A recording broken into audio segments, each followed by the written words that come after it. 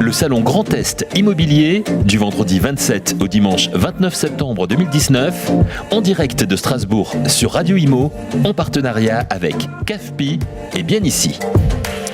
Et nous avons toujours le plaisir d'être à Strasbourg pour couvrir le salon de l'immobilier du Grand Est qui a débuté le 27 septembre et qui se termine ce soir à 19h. Donc dépêchez-vous, il vous reste très peu de temps pour venir rencontrer les professionnels qui sont ici en grand nombre pour vous aider si vous avez besoin de conseils en acquisition pour un bien immobilier ou pour le rêve de votre vie. Eh bien, ne soyez nombreux à venir. C'est le rendez-vous incontournable qu'il ne faut surtout pas manquer. Nous allons dans le cadre de cet événement faire la connaissance d'Alexis Merlin. Bonjour Alexis. Bonjour à vous. Alors Alexis, vous êtes président de Nouvel Habitat.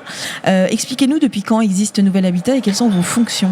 Alors, Nouvel Habitat existe depuis 1996.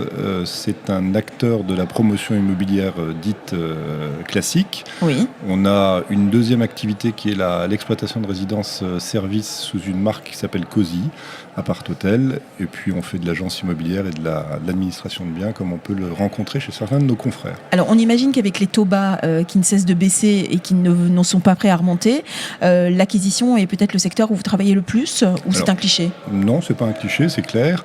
Aujourd'hui, par rapport effectivement à des taux qui sont historiquement bas, on se demande d'ailleurs à quel moment on atteindra le plancher. Ah oui, c'est ça. Voilà, qu'on soit vraiment négatif, vous voulez dire. Ouais. On voit déjà qu'au Danemark, ils payent les clients pour pouvoir prendre des emprunts. Mais bon, ils se rattrapent sur les services derrière. Il paraît, ouais. Ouais. Il paraît. C'est Donc, pas très... maintenant, je ne sais pas combien de temps ça durera. Je ne sais pas quelle sera la politique effectivement monétaire européenne, donc on n'en sait rien. Aujourd'hui, effectivement, ça contribue quand même à permettre à certains d'acquérir un logement. Alors, vous ne faites pas que de la vente, mais vous faites également de la location. Oui. Est-ce que à Strasbourg, dans la région, on rencontre les mêmes difficultés que dans les grandes villes, en tout cas françaises, qui est la difficulté justement à trouver un logement en rapport avec cette situation ? Exactement. Il faut. Alors. On va dire que des législations comme la législation Pinel qui donne des plafonds de loyer permet effectivement de pouvoir mettre à disposition des loyers et des appartements qui sont en deçà du marché actuel, notamment strasbourgeois. Maintenant, ce n'est pas la grande majorité. Et il est clair qu'un locataire a aujourd'hui une difficulté à se loger quand il gagne un salaire moyen et médian. Et il paraît que même quand on gagne un salaire qui correspond exactement au prix du loyer, on a encore du mal parce qu'on nous demande sans cesse des papiers, des garanties. Est-ce que vous avez la sensation quand même que même les propriétaires ont peur de louer aujourd'hui leur appartement à des gens qui ne payent pas ? C'est tout simplement une législation qui est quand même beaucoup plus favorable à un locataire qu'à un propriétaire. Oui. Et qu'à un moment donné, les décisions de justice, quand il y a une difficulté, elles ne vont pas en faveur du propriétaire. Donc les demandes vont en s'accroissant, tout simplement.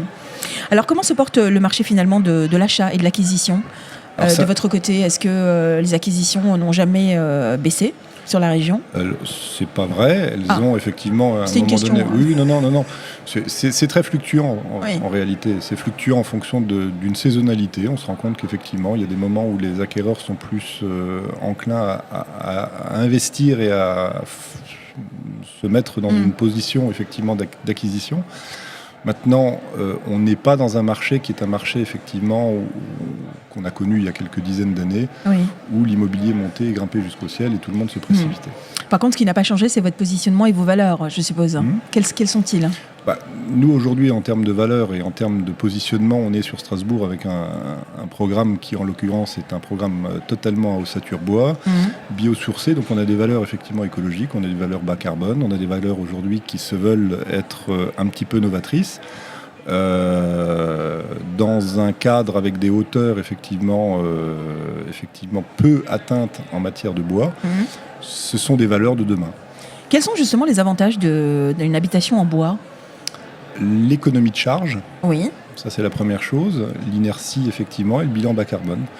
Donc la difficulté après, effectivement, la réglementation est aujourd'hui essentiellement faite par des lobbies de béton. Donc on est, je dis toujours, on est en train de faire du ski hors piste. Et il faut s'adapter avec une législation qui n'existe pas, et surtout sur des grandes hauteurs, puisqu'on est en R+8 là. Après, l'avantage premier, en réalité, c'est effectivement cet logement de demain qui, en termes de charge et finalement en termes de confort, est déjà novateur. Alors évidemment, on ne construit pas des maisons en bois proches de la ville. Il faut quand même, on voit des maisons en bois plus on s'éloigne de la ville, ou ça change? Non, là on est sur du collectif, on est en plein centre-ville. D'accord. Et on est effectivement sur le port du Rhin, c'est-à-dire à 300 mètres de Rive-Étoile, donc dans un site historique, je dirais, donc commerçant. les modes de fonctionnement et de construction ont vraiment changé en quelques années. C'est surtout la collectivité qui le développe. Si elle a envie, effectivement, on change. Alors vous avez racheté cette boîte en 2010. Qu'est-ce qui vous a amené à racheter cette entreprise? Quel a été votre parcours avant? Alors, j'ai un parcours qui est assez simple. J'ai 15 ans au sein d'un groupe qui était présent ici d'ailleurs, un grand groupe régional. Pourquoi vous dites qui était, ne l'est plus? Qui est présent? Pardon. Il est là, je vois son grand ballon un peu plus loin. Ah oui, on l'a invité, le monsieur, le patron tout à l'heure. Oui, très bien, vous me connaissez bien. On se connaît très très bien. Ouais. J'ai 15 ans effectivement de développement et j'ai 15 ans où j'ai appris mon métier. Après, quand on a une volonté entrepreneuriale, on a envie de développer son activité, puis qu'on se dit qu'on a envie de prendre le risque effectivement de le faire, on saute le pas aussi. Mais vous faites à peu près la même chose que le monsieur du ballon rouge là, non? Je fais exactement la même chose. Alors, c'est quoi alors pourquoi le savoir-faire que vous proposez est différent de celui de votre ex-employeur? Premièrement, effectivement, la structure n'est pas la même. C'est-à-dire qu'on a une structure beaucoup plus petite, donc on est peut-être plus proche de nos clients. Oui. Ça, en tout cas, je le pense. Ensuite, effectivement, on essaye d'être sur des ouvrages qui sont des ouvrages à un moment donné différents et peu avaient concouru sur l'île aux Bois au démarrage à Strasbourg. Oui. On disait d'ailleurs c'est le tas de bois qui va un jour se monter. Donc, c'est aussi sortir des sentiers battus et puis faire des choses qui sont... Moi, je qualifie mon métier, en tout cas, un peu comme un producteur de cinéma. Oui. C'est-à-dire que chaque aventure d'immeuble est une aventure comme un film.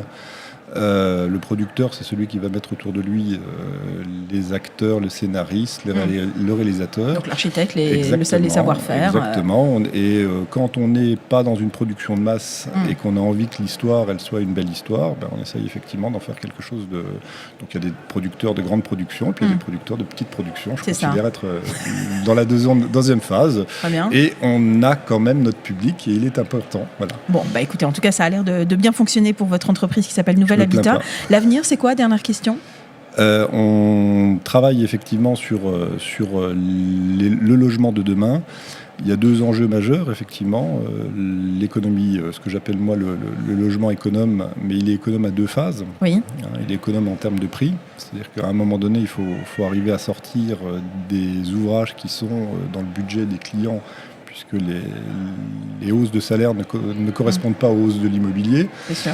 Et que le taux bas bancaire ne doit pas compenser effectivement ce type de... Donc il faut travailler là-dessus. Je pense qu'il y a effectivement deux approches qui peuvent être des logements différents, voilà, tout simplement. Des logements moins en tout cas moins consommateurs de surface. Moins énergivores. Oui. Et puis après, effectivement, on essaye de travailler sur des nouveaux matériaux. Bon, écoutez, on vous suivra avec beaucoup d'attention. Merci beaucoup d'avoir été avec nous, Alexis Merlin, président de Nouvelle Habitat.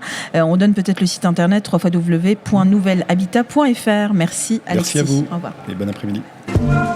Le salon Grand Est Immobilier, du vendredi 27 au dimanche 29 septembre 2019, en direct de Strasbourg sur Radio Imo, en partenariat avec CAFPI et Bien Ici.